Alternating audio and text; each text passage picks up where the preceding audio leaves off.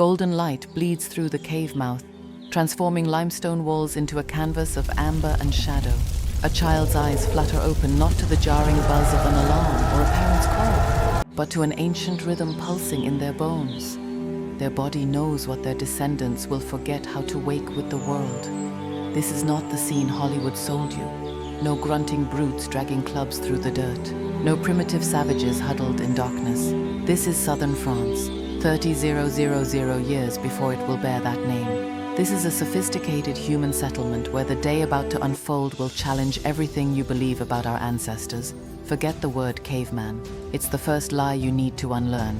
The population density was very low, around only 0.44 inhabitants per square kilometer, which meant most Paleolithic peoples didn't live in caves at all. They were nomadic, following game and seasonal plants across vast territories. When they did use caves, it was often as temporary shelters during harsh weather or as special ceremonial spaces. The popular image of primitive brutes huddled permanently in dank caves. Pure fiction. As dawn breaks, bodies begin to move with the practiced efficiency of people who've never known the jarring shock of an alarm clock. Their circadian rhythms uninterrupted by artificial light work in perfect harmony with the sun. Modern sleep researchers studying communities without electricity have discovered something remarkable.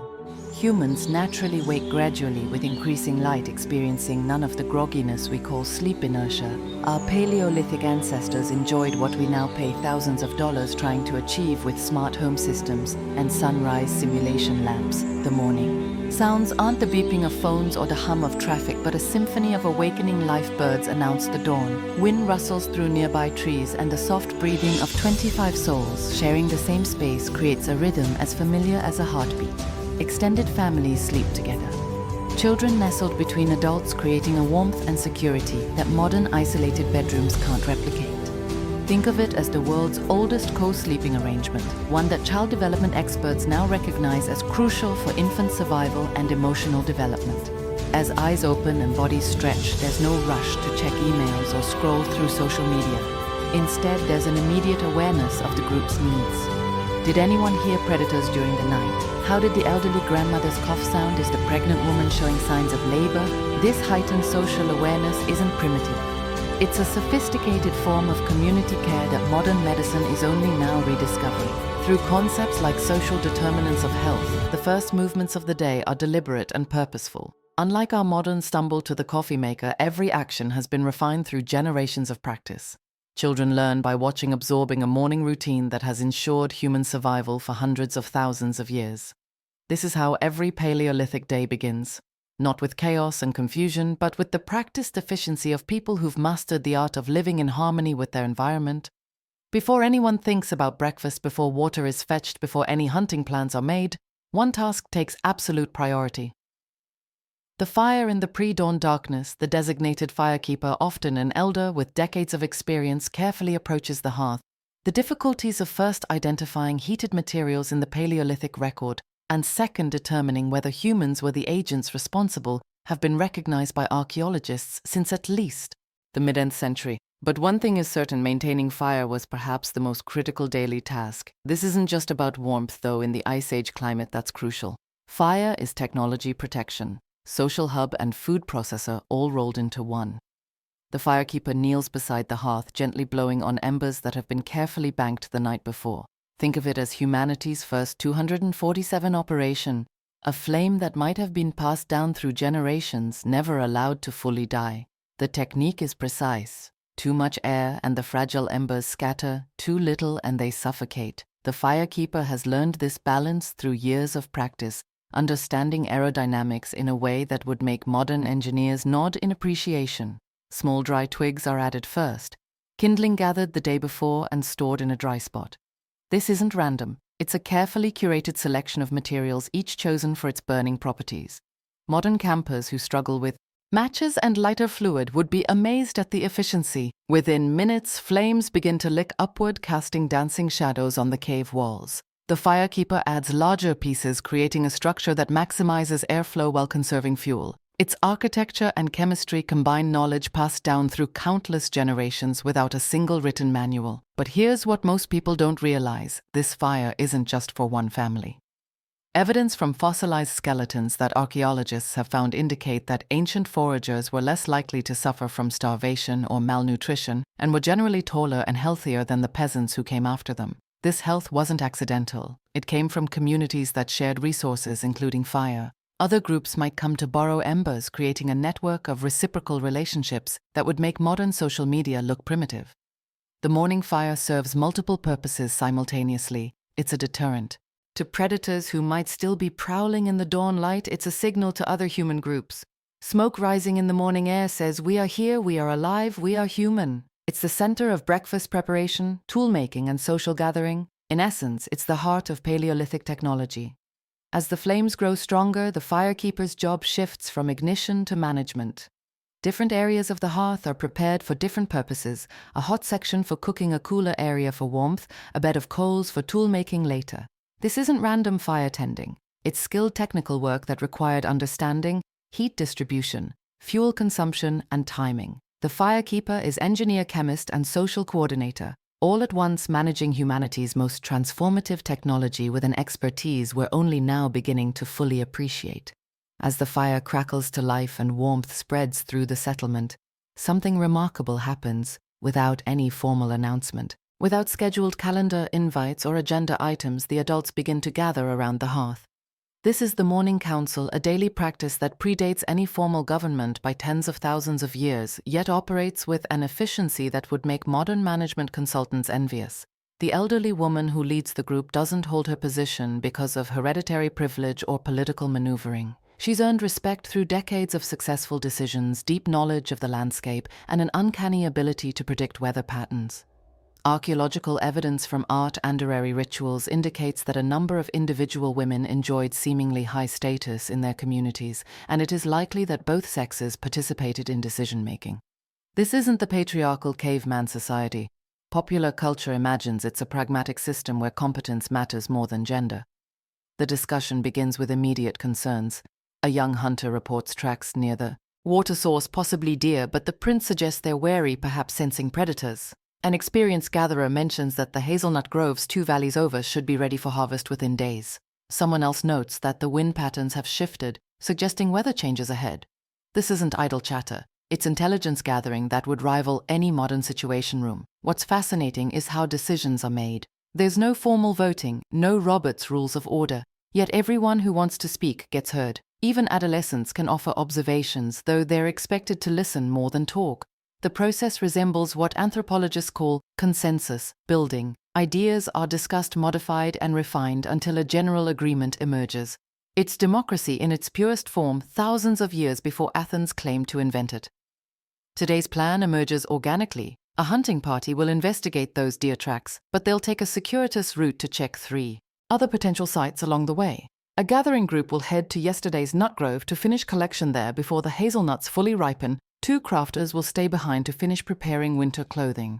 The weather change makes this urgent. An elder will take the children to the stream, combining water collection with education about edible plants along the way. Notice what's missing. No one is assigned to meaningless busy work. No one spends 8 hours on a single repetitive task. Every activity has clear purpose and immediate benefit to the group.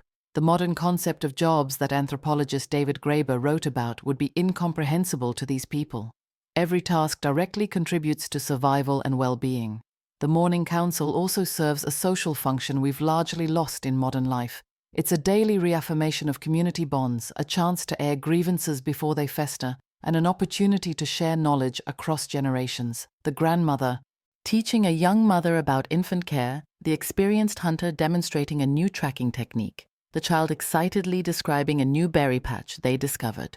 All of this happens organically within the council structure. It's education, governance, and social bonding rolled into one efficient morning ritual that sets the tone for the entire day. With the day's plans settled, one of the first groups to depart faces a task so fundamental we barely think about it today: water collection, turn-a-handle water flows. But for our Paleolithic ancestors, water meant a daily journey that shaped settlement patterns, social structures, and survival itself. This morning, like every morning for thousands of years, a small group prepares for the water run.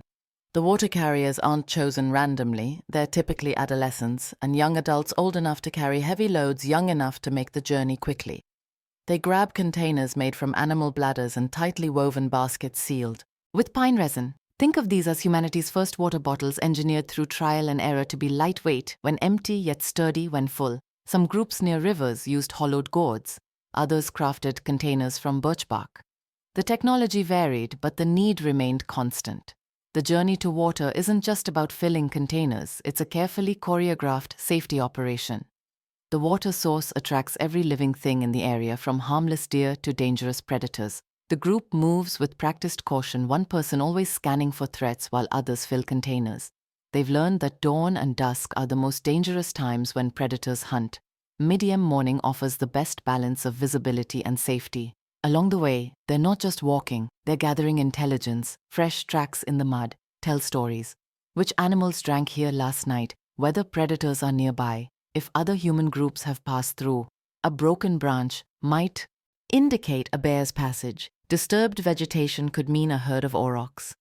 This information is as valuable as the water itself, mental notes that will be shared back at camp. The water source itself is a marvel of accumulated knowledge. They know which pools stay cleanest, which streams run year-round where the water tastes sweetest. Some groups discovered natural filtration, collecting water where it seeped through sand and gravel. Others learned to avoid certain sources during algae blooms. This wasn't written in any manual. It was knowledge earned through generations of observation, sometimes paid for with severe illness when mistakes were made. But here's what archaeology reveals that surprises modern researchers. Large seeded legumes were part of the human diet long before the Neolithic Revolution, as evident from archaeobotanical finds from the Mousterian layers of Khabara Cave in Israel. These water-gathering trips served double duty. The carriers collected edible plants along the way, maximizing efficiency in a way that would make modern productivity experts proud. A single journey accomplished multiple tasks: water, food, intelligence gathering, and territory monitoring. The return journey is the hardest. A filled water container can weigh 30 pounds or more. The carriers have developed specific techniques using tump lines across their foreheads to distribute weight, walking with a particular gait that minimizes sloshing, taking specific routes that avoid rough terrain. Its ergonomics developed through millennia of practice. Modern hikers with their high-tech hydration systems are using principles these ancient people perfected: distribute weight evenly, maintain steady pace, protect the water at all costs, because without water, nothing else matters. While the water carriers make their journey, another group prepares for what we might call the breakfast hunt. Though this bears no resemblance to a quick trip to the grocery store, the hunters who reported deer tracks at the Morning Council now gather their equipment with the focused intensity of surgeons preparing for a complex operation. This isn't the dramatic mammoth hunt of popular imagination. This is about securing fresh protein for the morning meal.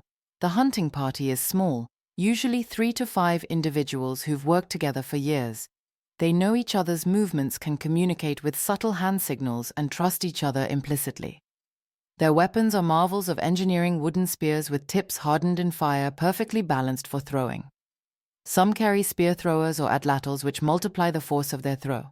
The earliest European hand axes are assigned to the Abbevillien industry, which developed in northern France in the valley of the Somme River. But by this period, tool-making has evolved into a sophisticated art. But here's what most people don't understand. Paleolithic hunting. Success came more from intelligence than strength. These hunters are behaviorists who've spent lifetimes studying their prey. They know that deer feed in predictable patterns, that they prefer certain plants at specific times of day, that they have favorite routes between feeding and watering areas. This knowledge, accumulated over generations, gives them an advantage no amount of modern technology can replicate.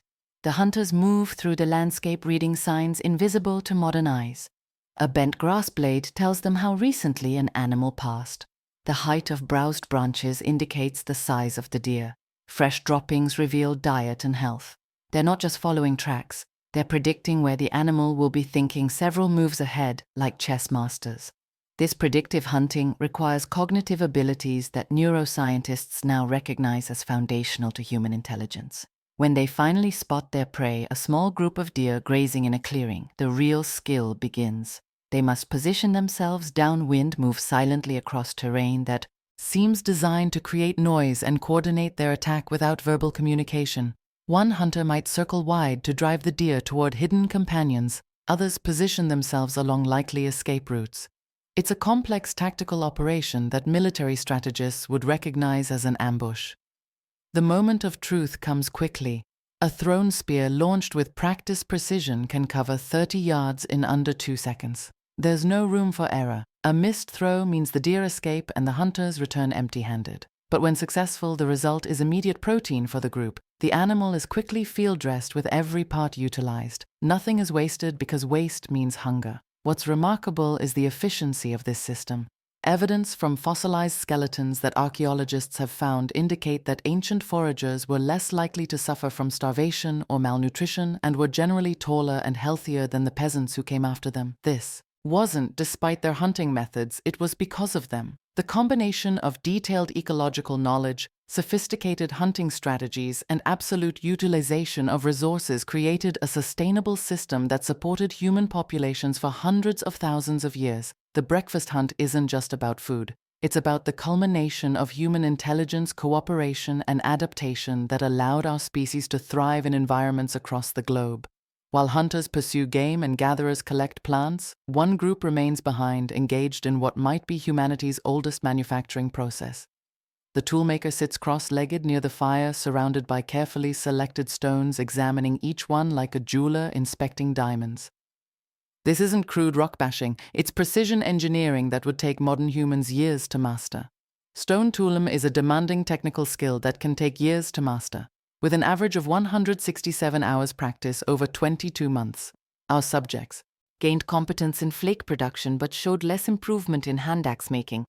Think about that, 167 hours just to become competent at basic flaking. Our Paleolithic toolmaker has been practicing since childhood, accumulating thousands of hours of experience. The morning's work begins with material selection. Not just any rock will do. The toolmaker needs cryptocrystalline stones, flint, TH, or obsidian that fracture predictably. When a force is applied to cryptocrystalline or fine-grained rocks like flint, TH, or obsidian, the resulting fracture spreads outward from the point of impact in a curved shell-like pattern, conchoidal fracture. This knowledge passed down through generations represents humanity's first material science. Watch the toolmaker's hands. The left grips the core stone at a precise angle. The right holds the hammer stone not too heavy, not too light, chosen for this specific task. The strike comes not from the arm, but from the wrist, a controlled snap that directs force exactly where needed. Modern studies using brain imaging show that making technical judgments about lower Paleolithic toolmaking affects neural activity and functional connectivity in dorsal prefrontal cortex, the same brain regions we use for complex planning and decision today. Each strike is a calculated risk. Mistakes in knapping are often fatal to the tool being created.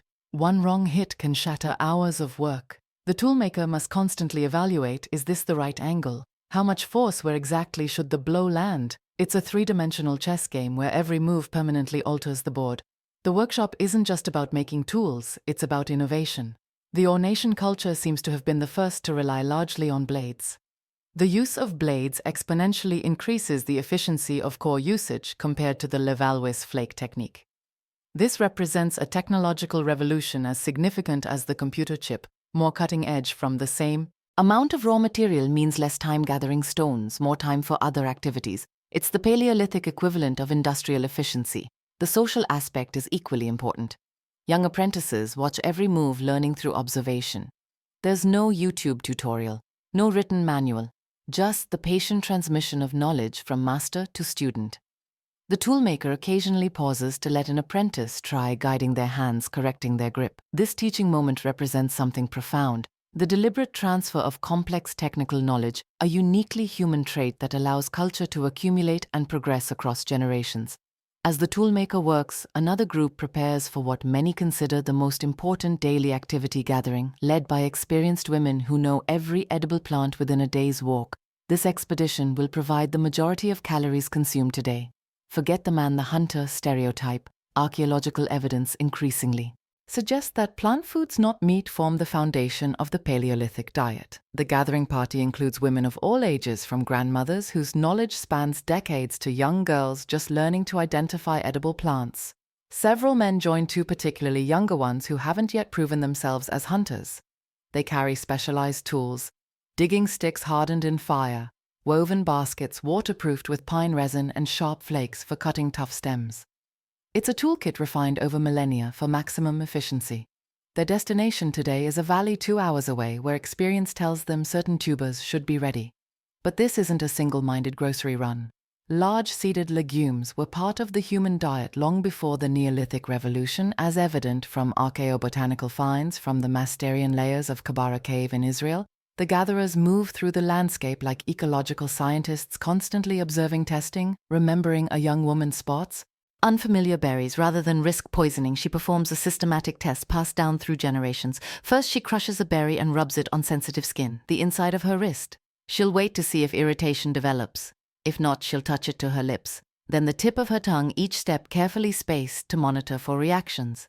This methodical approach to new foods allowed humans to expand into new territories and exploit novel resources safely. The knowledge required is staggering. Each gatherer must recognize dozens of edible plants at different growth stages, know which parts are edible when understand methods that neutralize toxins, and remember the location and timing of scattered resources across a vast landscape.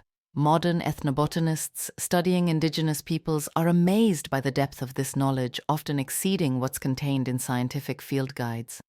The gathering process itself is far from random wandering. The group follows a planned route that maximizes efficiency, visiting known resource patches in an order that considers ripening times, travel distances, and carrying capacity. They're essentially solving a complex optimization problem, what mathematicians now call the traveling salesman problem, using mental maps and collective memory instead of algorithms. Social bonds strengthen during these expeditions. Knowledge passes between generations through stories and songs that encode crucial information about plants, places, and seasons. Older women share gossip and wisdom while their hands work automatically, decades of practice making the gathering almost unconscious. Young mothers carry infants in slings, the babies absorbing the sights, sounds, and smells that will one day guide their own gathering. It's education, exercise, social time, and food procurement rolled into one efficient package. Back at camp, a group of children appears to be simply playing, but look closer. That game with miniature spears, it's developing the hand. Eye coordination needed for hunting, the elaborate make-believe involving family roles, it's rehearsing crucial social dynamics. The Paleolithic playground was humanity's first educational system, and it was remarkably effective. A 6-year-old boy naps pebbles with intense concentration, mimicking the toolmaker's movements. His tools are laughably crude by adult standards, but each strike teaches the relationship between angle, force, and fracture. By adolescence, he'll produce functional tools. By adulthood, he might innovate new techniques. This progression from play to mastery happens without formal instruction, driven by intrinsic motivation that modern educators struggle to replicate. The girls aren't just playing with dolls, though they do that too, using figures made from clay or bundled grass. They're also practicing basket weaving with grass stems, learning the basic patterns that will eventually create waterproof containers. They identify edible plants in the area around camp, competing to see who can find the most species. It's bot class disguised as entertainment. Mixed playgroups create natural mentoring systems. Older children gain status by teaching younger ones, reinforcing their own knowledge in the process. A 12-year-old girl shows a younger child how to extract fibers from plant stems, demonstrating the patience and clarity of an experienced teacher. She learned the same skill from an older child years ago, continuing a chain of knowledge transfer stretching back generations. Physical play dominates much of the day. Children chase each other through obstacle courses of rocks and logs, developing the agility needed to navigate rough terrain while pursuing game or fleeing predators. They climb trees with monkey-like efficiency, throw stones at targets with increasing accuracy, and wrestle in ways that build strength while teaching social boundaries. It's a full-body curriculum that produces adults capable of remarkable physical feats, but perhaps most importantly, children have vast amounts of unstructured time to explore, experiment, and create. The dog was the first animal that Homo sapiens domesticated. Dogs are descendants of wild wolves, and their domestication occurred long before the agriculture revolution.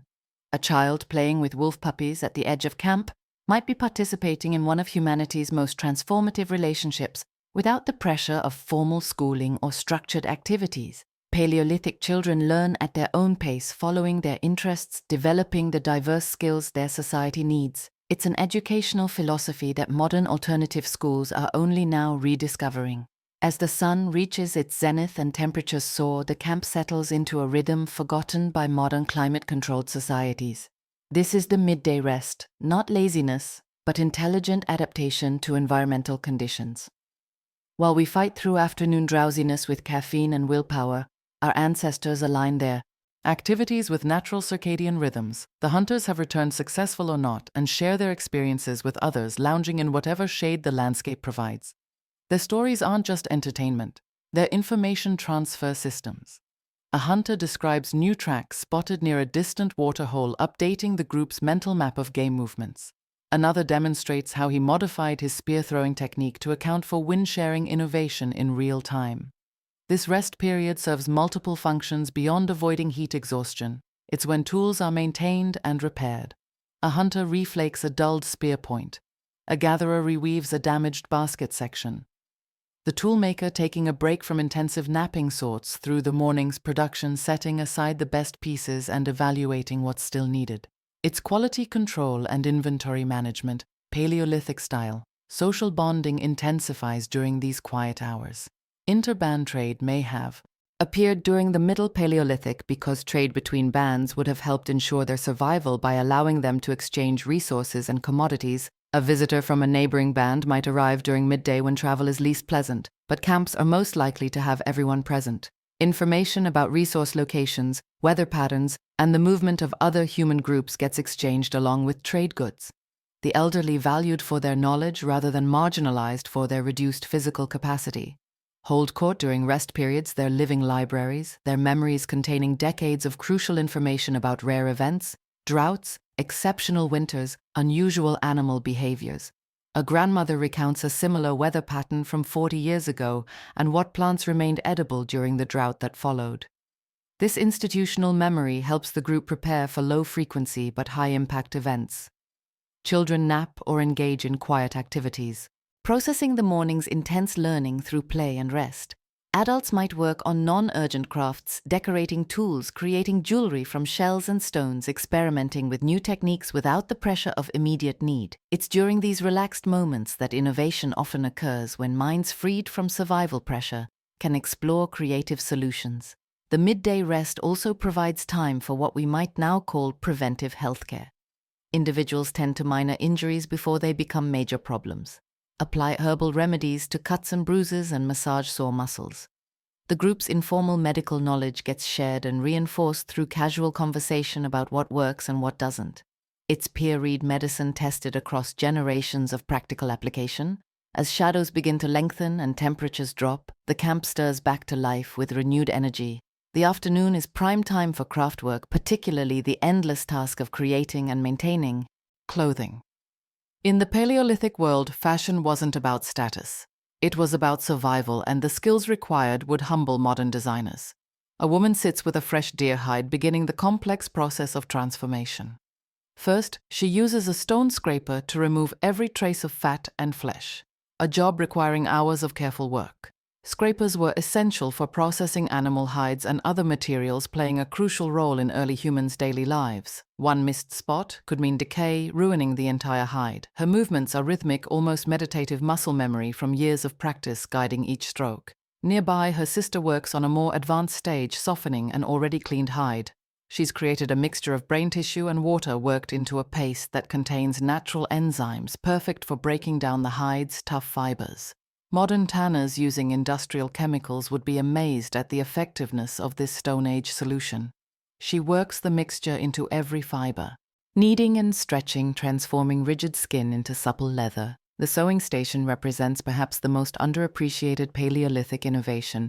From the Upper Paleolithic on, there is ample evidence that early humans used materials other than stone, such as bone, antler, and ivory, as part of their toolkit.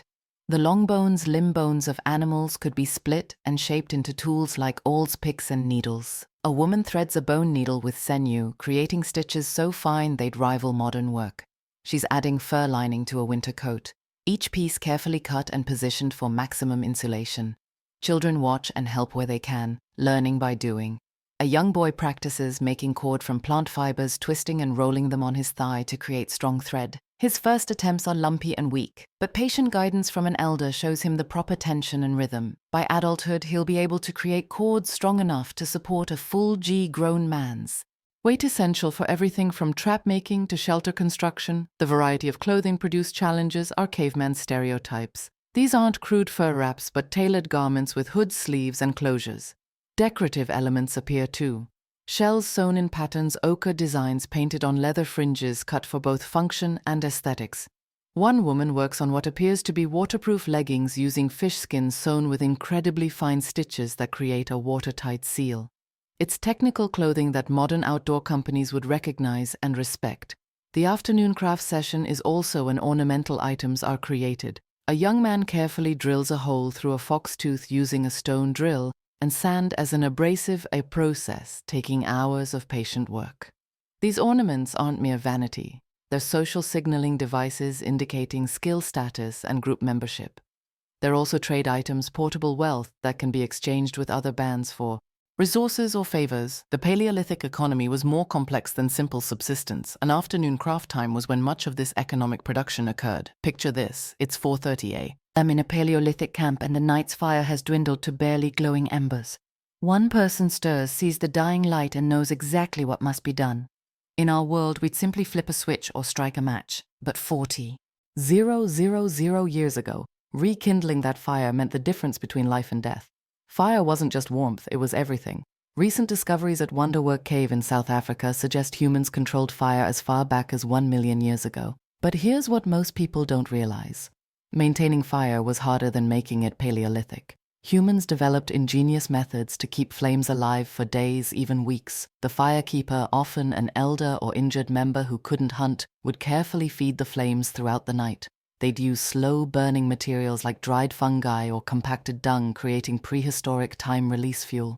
When moving camp, they'd carry glowing embers in hollow bones filled with moss. Nature's original portable fire. Archaeological evidence from Abri Romani in Spain shows organized fire management dating back 70,000 years. Different areas had different fires, one for cooking, another for warmth, and separate fires for tool-making, where consistent temperatures were crucial. Making fire from scratch required remarkable skill. The hand drill method, spinning a wooden stick against a baseboard, could take 30 minutes of intense effort. The person's hands would blister, their arms would ache, but stopping meant starting over. Successful firemakers were celebrities in their bands, their skills literally keeping everyone alive. Modern survivalists struggle to make fire even with knowledge of the techniques.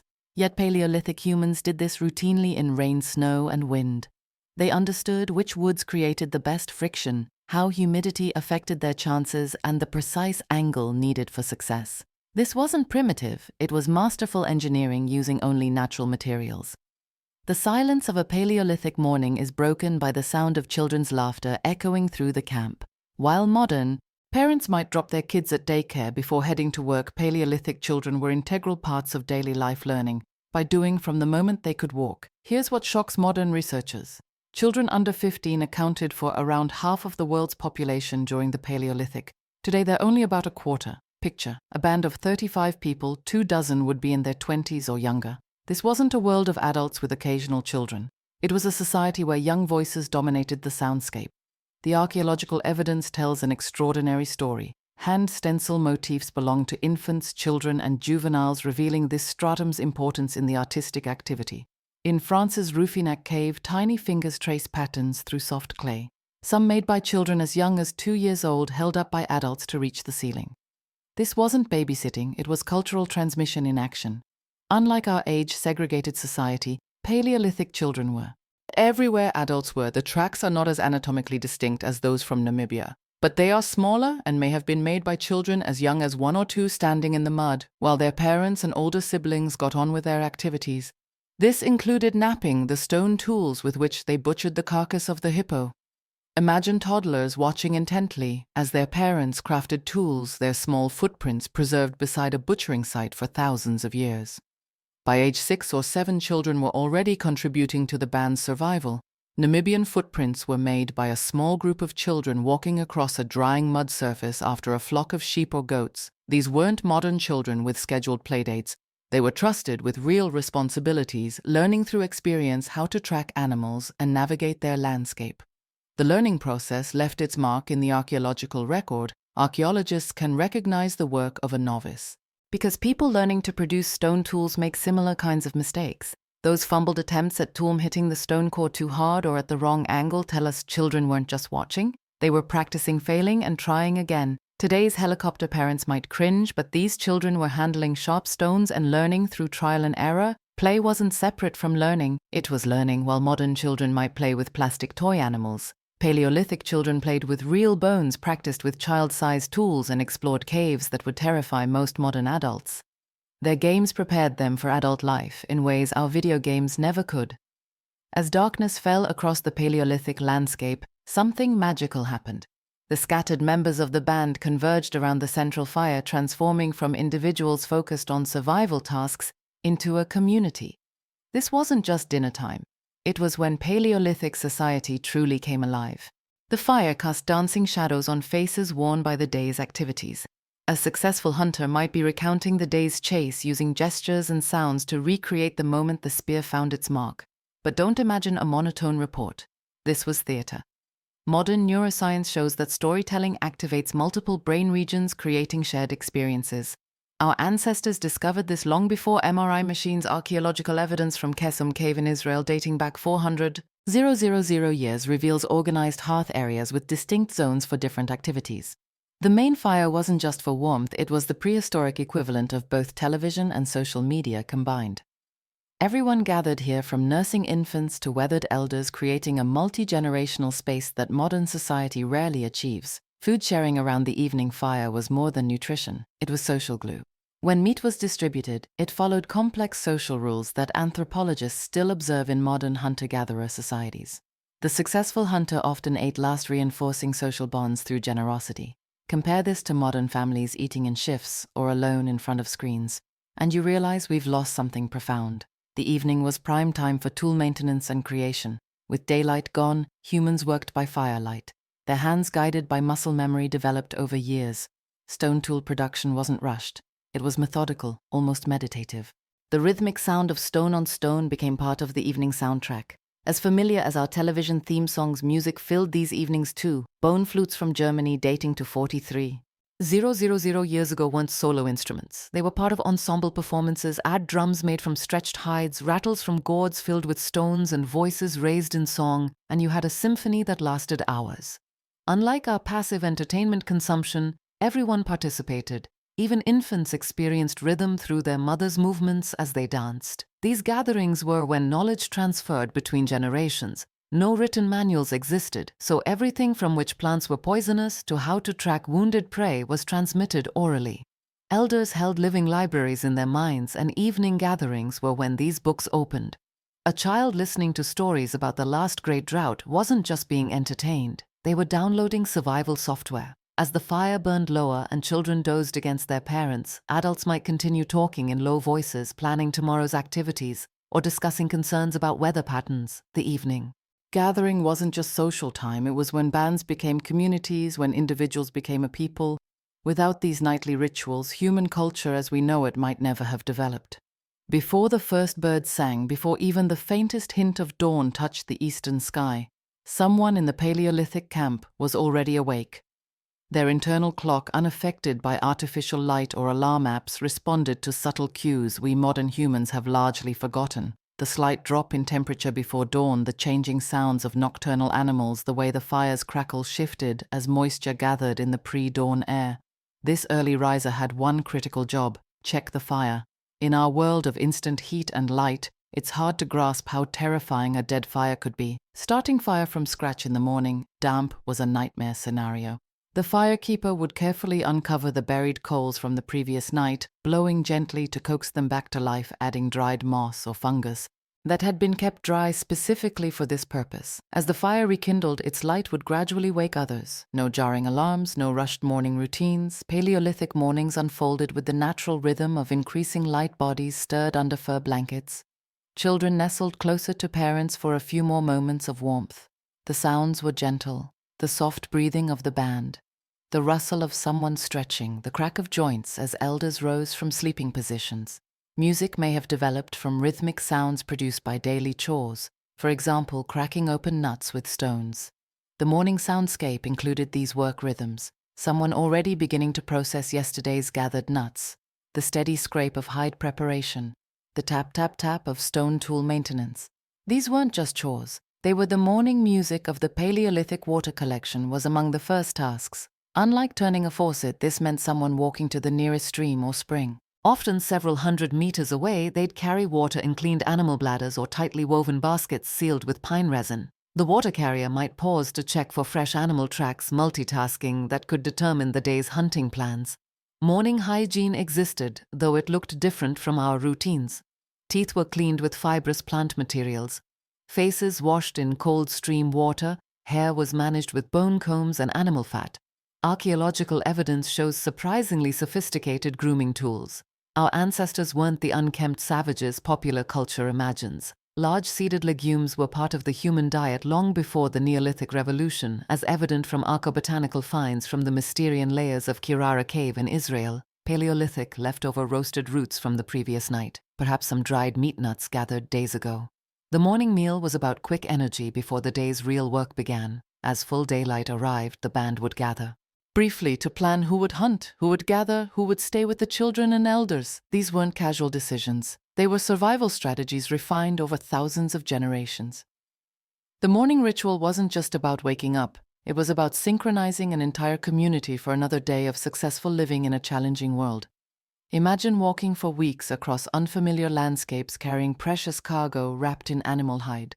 Your destination, a gathering place where multiple bands converge, drawn by the promise of exotic goods and vital social connections. This wasn't a medieval market or ancient bazaar. This was Paleolithic trade, and it was far more sophisticated than most people realize. The evidence is written in stone. Literally, obsidian tools found hundreds of miles from their volcanic sources tell stories of vast trading networks that spanned continents. At archaeological sites across Europe, researchers find Mediterranean seashells in landlocked regions, Baltic amber in southern caves, and high-quality flint that traveled distances that would challenge modern backpackers. These weren't casual exchanges between neighbors. Chemical analysis of stone tools reveals organized networks that moved materials across thousands of square miles. Sourcing artifacts, identifying where a particular raw material came from, involves a series of laboratory tests on artifacts, which are then compared to known similar materials. When scientists analyze a piece of obsidian found in France and trace it to a specific volcano in Italy, they're uncovering ancient trade routes that functioned for thousands of years. But why would Paleolithic humans walk hundreds of miles for a particular type of stone when adequate materials existed locally? The answer reveals something profound about human nature. These trades weren't just about acquiring better tools.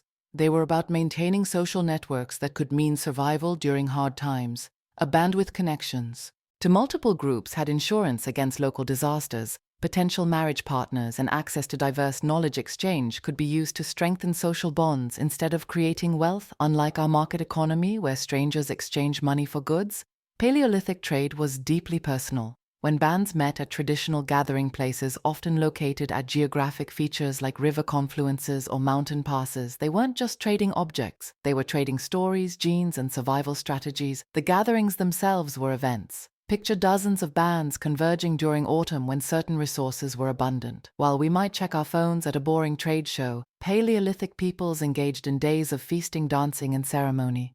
Young people found marriage partners. Elders shared crucial environmental knowledge, and children played with peers they might not see for another year. Women likely played a crucial role in these networks. Ethnographic studies of modern hunter-gatherers show that women often maintain the social relationships that bind groups together. Those shell necklaces found far inland, they might represent a young woman's journey to join a distant band, carrying with her not just ornaments, but also knowledge of coastal resources and techniques. The complexity of these networks challenges our assumptions about primitive peoples. They maintained mental maps of territories spanning hundreds of miles, remembered genealogies linking distant groups, and honored trade partnerships that might stretch across generations. When a piece of Baltic amber reached the Mediterranean, it didn't travel through anonymous middlemen. It moved through a chain of relationships, each exchange strengthening bonds that had existed since time immemorial. The flickering firelight cast shadows on the cave wall, transforming natural rock formations into something more, spirits perhaps, or ancestors watching from beyond. A body lies prepared for burial, covered in red ochre that gleams like blood in the dancing light. This isn't a scene from recorded history, but from 30,000 years ago, when Paleolithic humans developed complex spiritual beliefs that would shock those who dismiss them as primitive graves, are the clearest signs of spiritual behavior, as it shows delineation between the world of the living and the world of the dead. The evidence begins in the middle. Paleolithic, with our Neanderthal cousins, at sites like La Chapellosa and Shanidar, bodies were carefully positioned sometimes with stone tools and animal parts. This wasn't casual disposal. It was intentional burial, suggesting beliefs about death that transcended mere hygiene. But the Upper Paleolithic reveals something extraordinary. Based on the grave goods found beside the deceased, Upper Paleolithic burials are undoubtedly evidence of spirituality and religiousness. At Sun here in Russia, archaeologists uncovered burials so elaborate they rival those of Egyptian pharaohs. An adult male was covered in thousands of ivory beads that would have taken 10,000 hours to create. Over a year of full-time work, 2 children buried head-to-head wore clothing adorned with fox teeth and mammoth ivory. Red ochre appears everywhere in Paleolithic spiritual practice. This iron oxide pigment wasn't just decoration. It symbolized blood life and transformation. Bodies were painted with it, graves were sprinkled with it, and it stained the hands that prepared the dead. Modern cultures still use red in death rituals, from Hindu cremation ceremonies to Christian cardinal vestments, suggesting this color symbolism runs deep in human consciousness. The oldest known burials can be attributed to the Middle Paleolithic period. The corpses, accompanied by stone tools and parts of animals, were laid in holes in the ground, and sometimes the corpses were especially protected. Some bodies were placed in fetal positions, perhaps symbolizing rebirth. Others were oriented toward the rising sun. These weren't random choices, but deliberate ritual acts. Cave art and spirituality intertwined in ways we're only beginning to understand. Deep caves requiring dangerous journeys through darkness became sacred spaces. Why risk life and limb to paint in chambers where no one lived? The answer lies in the spiritual significance of caves as portals between worlds, wombs of the earth where spirits dwelt. The art itself reveals spiritual thinking. Human-animal hybrid figures appear repeatedly. Shamans transformed during trance states, or mythological beings that populated Paleolithic cosmology. Hand stencils created by blowing pigment over hands pressed against cave walls might represent attempts to leave one's essence in sacred space, like modern pilgrims leaving offerings at shrines. The research now suggests that the site is characterized by a much greater diversity of mortuary behaviors than archaeologists previously thought. Not everyone received elaborate burial. Some bodies were left exposed. Others received minimal treatment, while certain individuals, perhaps shamans, leaders, or those deemed special, received extraordinary care. This differential treatment suggests complex social and spiritual hierarchies. Music, dance, and altered states of consciousness likely played central roles in Paleolithic spirituality. Bone flutes and cave acoustics designed to amplify sound suggest musical ceremonies. Repetitive drumming and dancing techniques still used worldwide to induce trance states probably helped Paleolithic shamans journey to spirit worlds. These weren't primitive superstitions, but sophisticated spiritual systems that helped humans make sense of existence, death, and their place in the cosmos.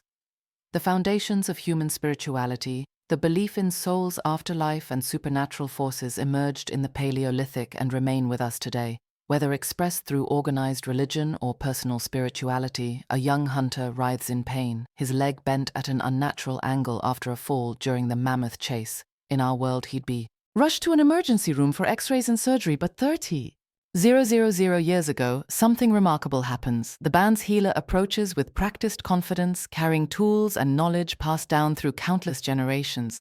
What follows would surprise modern medical professionals. Archaeological evidence reveals that Paleolithic humans possess sophisticated medical knowledge that challenges our assumptions about primitive healthcare. Trepanning, sometimes trephaning, was a basic surgical operation in which a hole was drilled or scraped into the skull. It was carried out in prehistoric societies across the world. This wasn't random hole drilling by ignorant savages. Many patients survived, as evidenced by healed bone growth around the surgical sites. The Paleolithic medicine cabinet was nature's pharmacy. Of the 212 plant species identified, around 60% were medicinal and edible. They could have been used for food medicine or both. Willow bark for pain relief, containing the precursor to aspirin, specific mosses with antibiotic properties, and countless herbs for treating everything from wounds to digestive issues. This wasn't guesswork. It represented accumulated knowledge refined over thousands of years. Broken bones tell stories of successful treatment. Archaeologists find healed fractures that were properly set, sometimes with evidence of splints made from wood and secured with plant fibers. The alignment of these healed bones often rivals modern orthopedic work. These ancient bone setters understood anatomy through hands-on experience that modern medical students gained through textbooks. This practice refers to eating soy-like or earthy substances such as chalk and clay. Animals and humans have done this for hundreds of thousands of years. What we might dismiss as eating dirt was actually sophisticated medicine. Certain clays have antimicrobial properties and can treat digestive issues, something pharmaceutical companies have only recently begun to explore. The role of the healer combined what we'd separate into multiple specialties: physician, pharmacist, psychologist, and spiritual counselor. These weren't charlatan faith healers, but individuals with deep knowledge of human anatomy, plant medicine, and psychological healing. They understood that treating the whole person, body, mind, and spirit was more effective than addressing symptoms alone. Care for the disabled and injured reveals the compassionate heart of Paleolithic medicine. Skeletons show individuals who survived for years with disabilities that would have required constant care. A man with a withered arm who lived to old age, a woman with severe arthritis who was clearly supported by her community. These weren't societies that abandoned the weak, but ones that valued every member. Animals suffering from a parasite or other malady will deliberately consume substances that are medicinal but have little or no nutritional value. Paleolithic humans likely learned by observing animals self-medicating, then expanded this knowledge through experimentation. When your survival depends on staying healthy, you become an excellent observer of what works. Dental care existed too. Evidence of toothpicks made from wood and bone, along with wear patterns suggesting regular cleaning, shows concern for oral health. Some skulls even show evidence of primitive dentistry. Infected teeth that were deliberately removed to prevent the spread of infection. Wound care was surprisingly advanced. Honey, which has antimicrobial properties, was likely used when available. Certain tree resins served as natural bandages that both protected wounds and prevented infection. Spiderwebs might have been used to help blood clot, a practice some traditional healers still use today. The biggest difference between Paleolithic and modern medicine wasn't knowledge but technology. These healers understood infection even without knowing about bacteria, recognized medicinal plants, set bones, performed surgery, and provided psychological support. They simply did it all. Without x-rays, antibiotics, or anesthesia, their success rate, evidenced by healed injuries in the archaeological records, suggests they were remarkably effective despite these limitations. As darkness deepens around the fire, an elderly woman clears her throat and the entire band falls silent. This is the moment everyone has been waiting for. In our modern world, we might call it prime-time television, but for Paleolithic peoples, this was the storyteller's hour. The flames cast dancing shadows on the cave walls, creating the perfect backdrop for tales that have been passed down for generations. Recent archaeological evidence from Chauvet Cave in France reveals that storytelling wasn't just entertainment. The placement of images deep within caves requiring torches and careful navigation suggests these were sacred spaces where stories merged with ritual. Dr. Jean Klotz, who studied these ancient narrative spaces, discovered that many cave paintings were positioned to create animation effects. In flickering firelight, a bison might appear to run across the wall as flames danced, bringing the story to life in ways that would make modern filmmakers envious. The stories themselves served multiple purposes. They were history lessons, teaching young ones about successful hunting grounds and dangerous territories. They were science classes explaining animal behavior and seasonal patterns. They were moral instruction, reinforcing social bonds and proper behavior. Imagine a grandmother describing how the clan survived the terrible winter when she was young, her words painting pictures more vivid than any photograph. The children lean forward, eyes wide, absorbing not just the tale but crucial survival information wrapped in narrative. Linguistic analysis suggests that complex language capable of storytelling emerged at least 100,000 years ago, possibly earlier. This timing coincides with the emergence of symbolic thinking and art. The human brain seems hardwired for narrative, and these evening sessions around the fire literally shaped our neural pathways. When modern researchers play recordings of stories to test subjects while monitoring brain activity, they find that narrative engages more neural networks than any other form of communication. The storyteller's role was so crucial that many societies developed special positions for these memory keepers. Evidence from burial sites shows that some individuals were buried with special items suggesting their role as knowledge holders. In one fascinating case from Sunir in Russia dating to 28,000 Years ago, an elderly man was buried with ivory beads arranged in patterns that might have represented stories or songs, taking his tales to the grave but leaving us hints of their importance. The old woman's fingers trace patterns in the dirt as she explains the coming change. 3 more sunrises until the Great Migration begins. Every member of the band knows their role in this ancient choreography. Seasonal movement wasn't random wandering, but carefully planned relocations following patterns established over millennia. For Paleolithic peoples, reading the seasons was a matter of life and death. Archaeological evidence from Pinzevent in France dated to about 12,000 years ago reveals the complexity of these seasonal rounds. Researchers found evidence of autumn hunting camps where reindeer were processed with specific areas for butchering, hide preparation, and tool maintenance. The placement of hearths and work areas shows remarkable organization, like a prehistoric assembly line designed for maximum efficiency. The preparations began weeks before the actual move. Women gathered extra plant foods that could be dried and carried. Seeds from summer fruits were carefully saved not just for food but because they knew where these plants grew along their migration route. Men crafted new spear points and repaired carrying frames. Children collected materials for fire, starting learning through participation, the rhythms that governed their world. Modern hunter-gatherers in similar environments travel between 300 and 500 m annually in their seasonal rounds. For Paleolithic Europeans following herds and plant cycles, the distances were likely similar. Each season brought its own challenges and opportunities. Spring meant bird eggs and fresh greens, summer brought berries and small game, autumn delivered nuts and migrating herds, while winter required reliance on stored foods and different hunting strategies. The genius of these seasonal movements becomes clear when we examine the archaeological record. Sites like Dolly Vesternes in the Czech Republic show evidence of repeated occupation over thousands of years. The same families return to the same spots generation after generation, creating a deep knowledge of place that modern GPS systems can barely match. They knew where the best flint could be found, which valleys were protected from winter winds, where medicinal plants grew, and when specific animals would appear. Climate data extracted from ice cores and pollen samples confirms that Paleolithic peoples successfully navigated dramatic environmental changes during the last glacial maximum about 20,000 years ago. When ice sheets covered much of northern Europe, human populations adapted their seasonal movements, shifting ranges southward but maintaining their essential patterns. This flexibility, built on deep environmental knowledge, allowed our ancestors to survive changes that drove other species to extinction. The sound comes first, a rhythmic whooping that echoes across the valley. The hunters are returning, and from the sound, it's been a successful day. The entire camp erupts in activity. Children race to the edge of the settlement. Women set aside their work, and even the elders rise from their afternoon rest. In the Paleolithic world, a successful hunt meant more than just dinner. It meant survival for another few days, materials for tools and clothing, and a reason for celebration. As the hunting party comes into view, the evidence of their success is clear.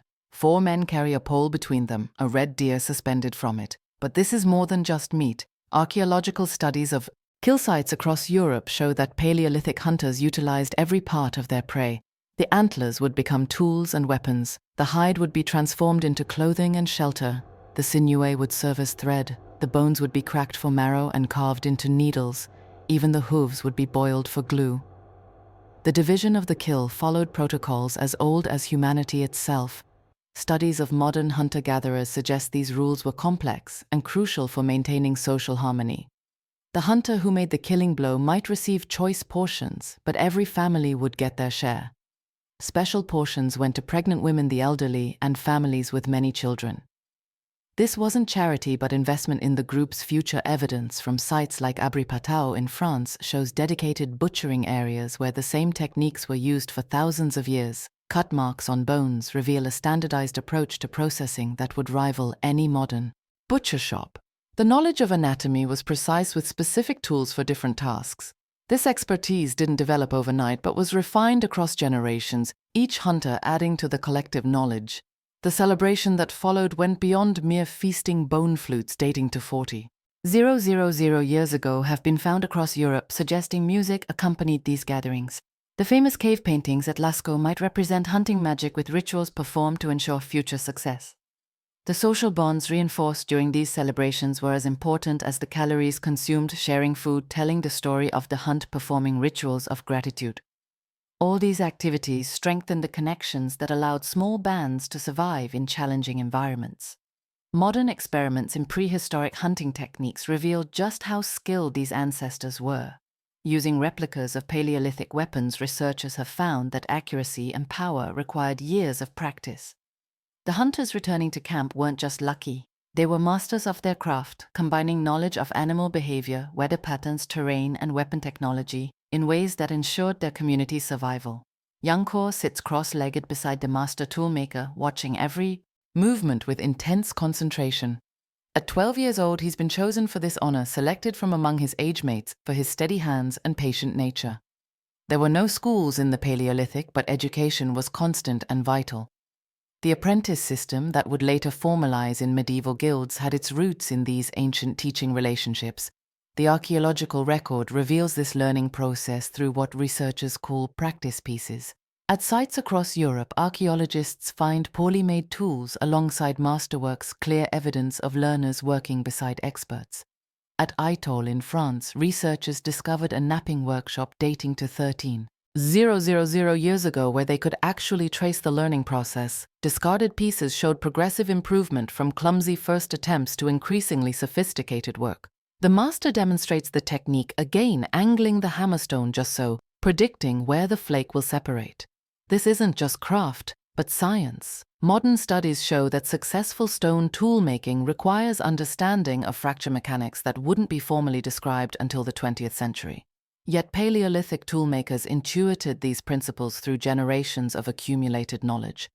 Learning extended far beyond toolmaking.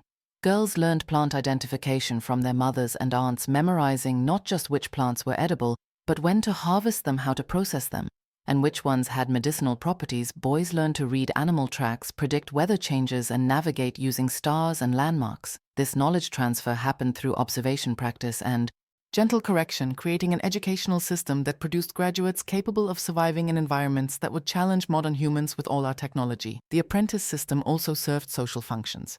It created bonds between generations, ensured cultural continuity, and provided a pathway for innovation. When apprentices from different bands met during seasonal gatherings, they exchanged techniques, spreading innovations across vast territories. A new way of hafting a spear point developed in one valley might spread across a continent within a generation through these knowledge networks. Physical evidence of this teaching process appears in the form of handprints in caves. At Gargas Cave in France, researchers found hundreds of hand stencils, many clearly made by children. These weren't random graffiti, but possibly part of initiation ceremonies marking the transition from child to apprentice. The placement of these prints, often in difficult-to-reach locations, suggests they held deep significance in the learning process. As most of the band settles for sleep, An takes his position at the edge of camp, spear within reach, eyes scanning the darkness. The night watch was perhaps the most critical job in Paleolithic society, though it left little archaeological evidence. While others dreamed, the watchers stood between their families and the dangers that prowled in darkness. The threats were real and varied. Cave bears, though primarily vegetarian, could be aggressive when surprised. Saber-toothed cats, cave hyenas, and wolf packs all posed genuine dangers.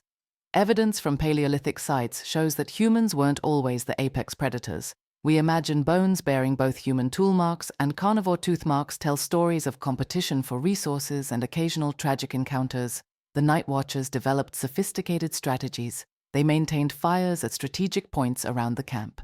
Knowing that most predators feared flame, they learned to interpret every sound, distinguishing between the harmless rustling of small nocturnal animals and the purposeful approach of a predator. They knew that certain times of night were more dangerous than others, with the hours just before dawn being particularly critical when both humans and guards were at their most vulnerable. Archaeological evidence suggests these guards did more than just watch. At sites like Doli, Vestonic researchers found evidence of nighttime activities including toolmaking and hide processing.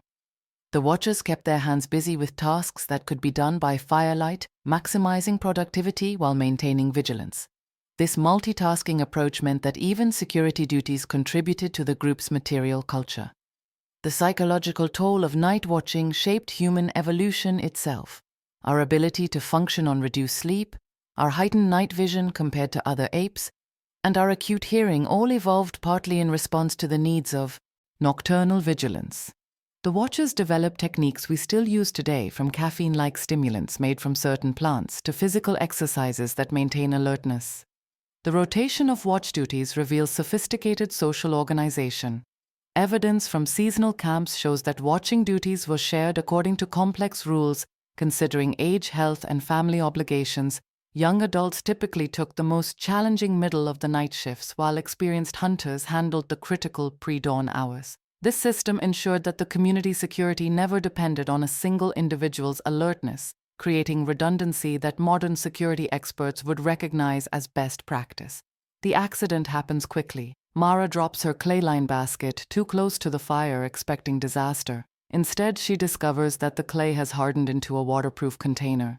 This fictional moment represents thousands of real discoveries that transformed Paleolithic life. Innovation wasn't planned in research laboratories, but emerged from daily activities, accidents, and careful observation. The archaeological record is full of such revolutionary moments. The oldest known fired ceramics come from Doli Vestonice, dating to 29,000 years ago. These weren't pots, but figurines, suggesting that the technology was first used for symbolic purposes, before someone realized its practical applications.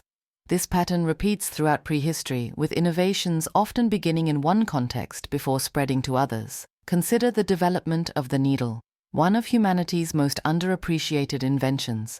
The oldest eyed needles date to about 50,000 years ago, found in Denzova Cave in Siberia. This simple tool revolutionized clothing production, allowing for fitted garments that provided better insulation. The archaeological evidence shows rapid spread of this technology, suggesting information networks that spanned continents. Innovation required not just discovery but acceptance. New techniques had to prove themselves against established traditions. The archaeological record shows periods of technological conservatism punctuated by rapid change. During the Middle Paleolithic, tool styles remained relatively stable for thousands of years. Then around 50,000 years ago, the pace of innovation accelerated dramatically. New tool types appeared and spread rapidly, suggesting changes in how knowledge was shared and preserved. The role of women in Paleolithic innovation is often overlooked, but was likely crucial. Ethnographic studies of modern hunter-gatherers show that women's gathering activities often lead to discoveries about plant processing, medicine, and material properties. The development of weaving pottery and food processing technologies likely emerge from the daily activities traditionally associated with women's work. Perhaps most remarkably, Paleolithic peoples developed the concept of improvement itself. They didn't just copy existing tools, but actively experimented with modifications. Microscopic analysis of stone tools reveals constant refinement, with each generation making subtle improvements. This culture of innovation established in the Paleolithic set the stage for all future human technological development. As the fire burns low, the elders gather for the evening's final task, planning tomorrow. This might seem mundane, but the ability to think beyond the immediate moment represented a cognitive revolution that separated our ancestors from other species. The archaeological evidence for planning extends back hundreds of thousands of years, written in the placement of tools, the selection of campsites, and the storage of resources. At Kesem Cave in Israel, archaeologists discovered evidence of planning that dates back 400,000 years. Our ancestors were selecting specific stones for tools and storing them for future use. They kept fires burning continuously for months, requiring careful management of fuel resources. They preserved bones for marrow extraction weeks after the initial kill. These weren't spontaneous actions, but deliberate strategies requiring forethought and coordination. The evening planning sessions covered immediate needs and long-term strategies. Where would tomorrow's hunting party search? Which plants were ready for gathering? Who would watch the children while others worked? These decisions required encyclopedic knowledge of the environment, weather patterns, and seasonal changes. Modern project managers would recognize the complexity of coordinating a band's activities to ensure everyone was fed, protected, and productive. Evidence for this planning appears in the archaeological record as caches stored materials hidden for future use. Throughout Europe and Asia, researchers have found collections of tools, raw materials, and even food stores deliberately hidden. These caches required not just planning, but trust that the materials would remain untouched, suggesting social agreements that extended beyond immediate family groups. The cognitive demands of planning shaped our ancestors' brains. The prefrontal cortex, responsible for executive function and future planning, expanded dramatically during human evolution. This wasn't coincidence, but adaptation. Those who could plan survived harsh winters, anticipated animal migrations, and prepared for seasonal changes. Natural selection favored the planners, the warriors, the ones who asked, "What if?" As the elders conclude their discussion and bank the fire for the night, they've ensured their band's survival for another day. But more than that, they've participated in a ritual as old as humanity itself, using the past to inform the present and prepare for the future. This capacity for temporal thinking developed around Paleolithic campfires remains one of humanity's defining characteristics. Dawn approaches again, and the Paleolithic day begins anew. The same rhythms that govern life 30,000 years ago continue, yet each day brings subtle variations. This is the paradox of Paleolithic life, constant routine punctuated by constant adaptation. As we've seen throughout these chapters, our ancestors' days were filled not with primitive struggling, but with sophisticated activities that laid the groundwork for all human achievement. The image of the caveman as a brutish, simple creature dissolves when we examine the archaeological evidence. These were people who created art that still moves us, developed technologies we still use, and established social patterns we still follow. They were musicians and storytellers, careful planners and bold innovators, loving parents and loyal friends. Their days were as full and complex as our own, just structured around different priorities. What strikes modern researchers most is the sustainability of Paleolithic life. For over 2 million years, our ancestors lived in relative balance with their environment. They took what they needed, but rarely more. Their impact on the planet was minimal. Their social groups were egalitarian, and their lifestyle promoted both physical and mental health. Studies of modern hunter-gatherers show lower rates of depression, anxiety, and chronic disease compared to industrialized populations. The skills developed during the Paleolithic continue to influence us.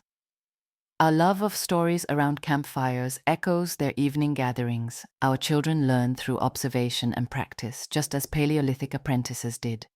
We still form small, close-knit social groups, despite living in cities of millions. We're still thrilled by the hunt, whether for bargains or business deals. The patterns established over hundreds of thousands of years don't disappear in a few thousand years of civilization. As our Paleolithic ancestors faced each new day, they carried the accumulated wisdom of countless generations. They knew that survival required cooperation, that knowledge needed to be preserved and shared, that innovation must be balanced with tradition. These lessons learned around ancient fires and passed down through millennia remain relevant as we face our own challenges. The Paleolithic day ends as it began, with the simple acts of survival transformed into the complex dance of human culture.